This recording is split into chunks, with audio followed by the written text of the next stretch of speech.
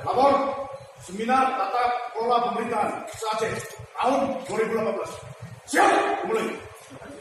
Lanjutkan.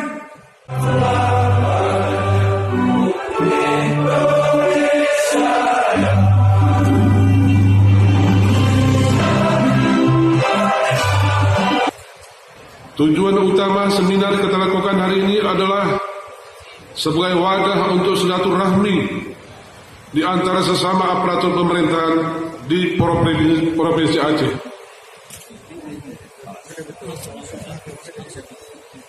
Jadi jangan pernah berpikir sebuah seminar ada rutinitas yang biasa-biasa saja. Seminar sangat penting.